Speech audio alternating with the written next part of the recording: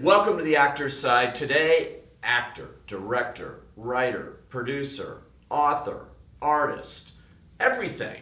James Franco. Good to be here. Thank you. Man, you do it all, as they say in this business. Man. And that's good, I think, if you're an actor, because a lot of actors just act and they wait for that next thing. You don't seem to fall into that trap. You can do what you want. Yeah, it's funny. You know, when I first got, well, when I was a kid and a teenager, I loved movies. I mean, it was one of my favorite things was going to the movie theater and saw, all the Spielberg films. I saw, Goonies, Stand By Me. Like those were, really important movies, for me. And I just didn't, but I didn't know. I really didn't know how it worked. I thought you were sort of born into it, or that kind of thing. And then at the end of high school, I got into acting. I was really kind of shy, and had a girlfriend in the theater program, and I was actually jealous that she was doing a play with this other guy.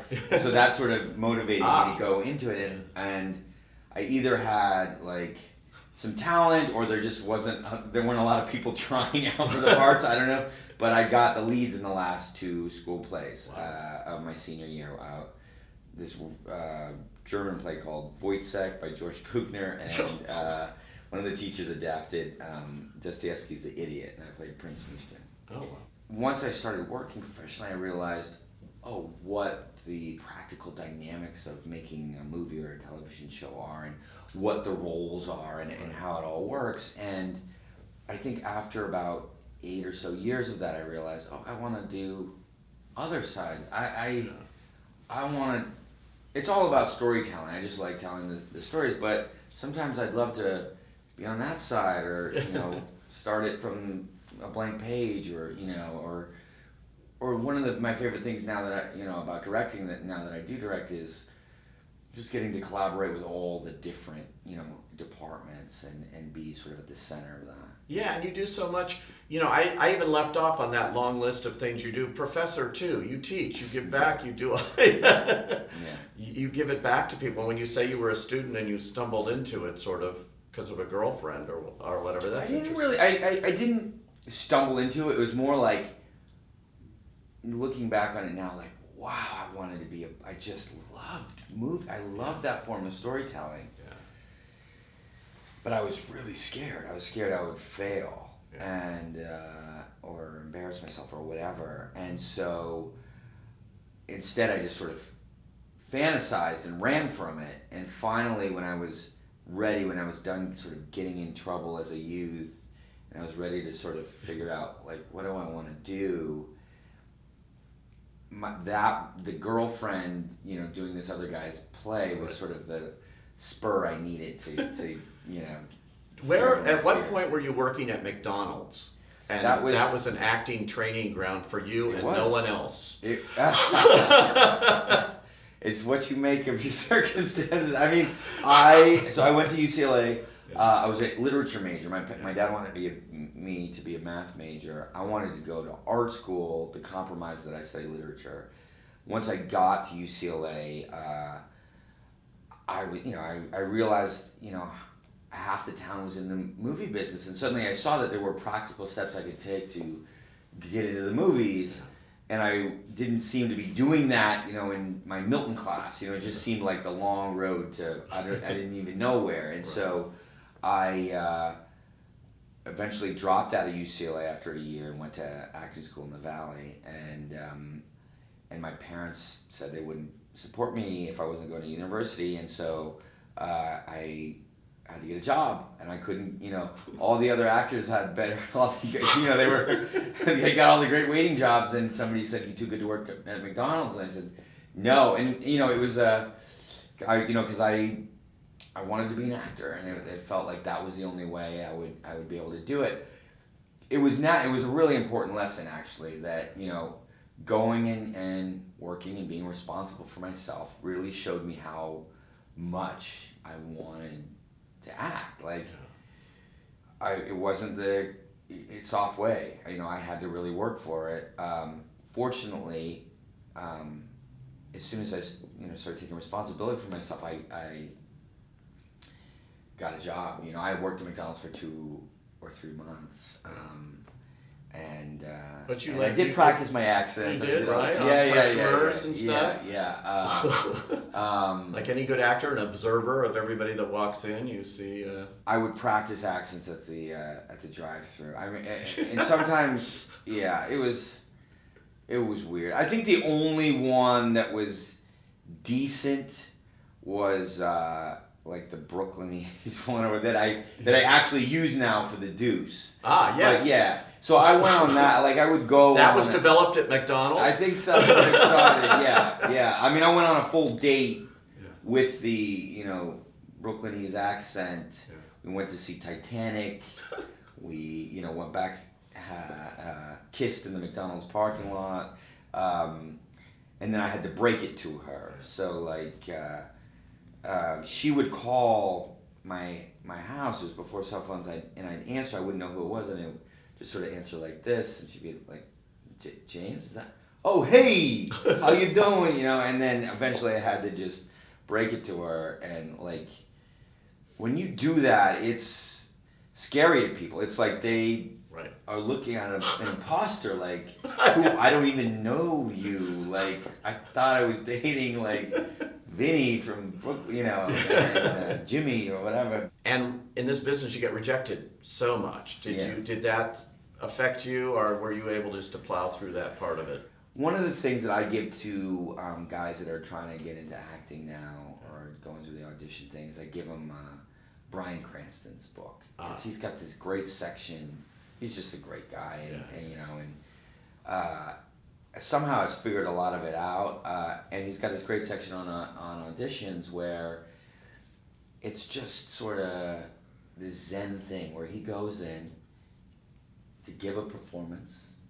Whether he gets the job or not is out of his hands, and just really thinks about it that way, and he's just going to give the best performance he can, and then let it go. Leave the results up to whatever. And that, and also the idea of taking responsibility for yourself while you're pursuing your dream, are the two things that I try to give, the two pieces of advice I try to give to people starting out. Because you also don't know. Right. You don't. It's like you don't get this role. You think you want. It's like I remember being so disappointed over things, and then having them come out a year or two later and thinking, "Wow, I was upset that I didn't get that." Yeah. And so it kind of works out. I sort of do feel like everything in life sort of happens for a reason, more or less, and one way to really, I can see that clearly in my life, is like the jobs I get or who I work with. Like, if I look at it the right way, it all sort of happens for a reason. I did not hit her. Okay, line. I did not hit her. It's not true. It's bullshit. I did not hit her. I did not. Oh, hi, Mark. Take 17, action. I hit her. No! Do you want to change the line? Script is script. Script stays the same. Arguably, your breakout performance was playing an actor. It was going through that whole process. James Dean, yeah. And I wondered, in playing James Dean, what you learned about being an actor. It's funny, James Dean, even before I played James Dean, was a big influence on me. I found his movies when I was in high school. Before I was, even before I did, the plays at high school. And he had a big influence on me. As he did on, each, subsequent, generation of teenagers. Because he's so honest with his emotions, and they're so raw and all of it, sensitive and all of those things, and cool and all that. When I played him, I was like 21 or 22, I think, and you're still learning who you are as a person, and I was still learning who I was as an actor, and so to play him, I think had a big influence on me, and not only playing him, but also like the way I prepared for that. My teacher, Robert Carnegie, one of the best things he gave me was the preparation for that part, because it was a part where I was playing a real person, and so the inner life was important, to really capture like Right. why, he had this need to both be loved by authority, but also rebelled against it, and you saw that in his life, but also in his performances. And one of the reasons his performances, were so electric is they were so close to who he was, and to learn that, but also to learn how to capture surface behavior, how he looked, how he moved, how he held himself, and all that stuff, and to do that and link that up with the inner life and the emotions underneath, so that it wasn't just a caricature, right? That's really what I got from that role, and which was a lot. Yeah. But James Dean died when he was 25. He was sort of the eternal, rebellious young boy. Yeah. I'm 39. You know what I mean? Like, one of the things I had to learn was how to be an adult. Like that was like the next phase. I think really actually my first kind of adult role or roles are the characters I play on The Deuce. That's interesting. And Just now.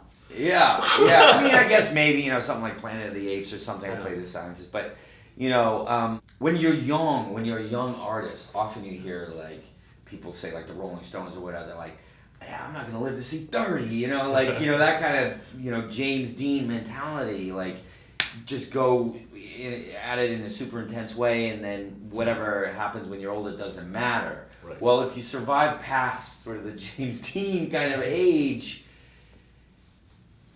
I started to think about my work in a different way. Like, oh, mature work also is good. Actually maybe even more interesting. And so. But anyway, James Dean and that role had a huge influence on me and my career for a while. Well, let me take you full circle, because now The Disaster Artist, which Yeah. you not only Yes. star in, you Yes. direct. Yes. You're playing an actor again. Yeah. He is acting. Yeah. Very different. Yeah. I think. Yeah. Well, it's what's so crazy is I feel like this movie it has so many connections to the James Dean role. Oh, that's I think, Tommy Wiseau was and is a huge James Dean fan. We cover it in the movie. He quotes, James Dean in his own movie, The Room. Right. When the most famous line from Rebel Without a Cause is "You're tearing me apart." He Right. put it in his movie. "You're tearing me apart, Lisa." Right?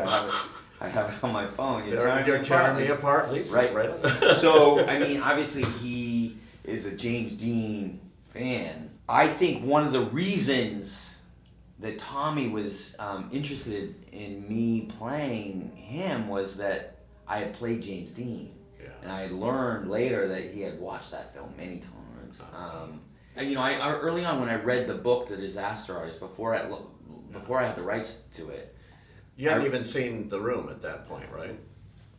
maybe I saw The Room in the middle of reading. I rushed out. There was a screening, and I was in Vancouver doing the interview. Yeah. There was a screening of it, and I went and saw it. So, and then I wrote a piece about the book, and at the end of it, I said, Tommy Wiseau, c'est moi, and I learned at the time I meant he's me and he's all of us. Any dreamer, that wants to break into a hard business or that kind of thing. Everybody can relate to that. Starting on the outside and trying to break in and working really hard at something. Anybody can relate to that has had a dream.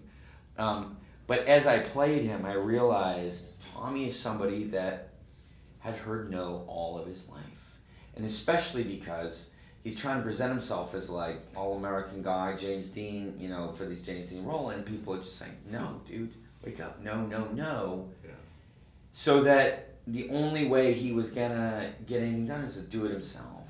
And I can sort of relate to that, not wanting to listen to the gatekeepers and just just wanting to do it even when everybody's telling you no. I can sort of relate to a certain extent. It's cool. You both found a way in, oddly enough, to great success. Right. You through McDonald's, maybe. Tommy, wherever. But Right. it's an interesting path for actors. Yeah. And thanks so much, James. All right, for brother. being here today. Thank you.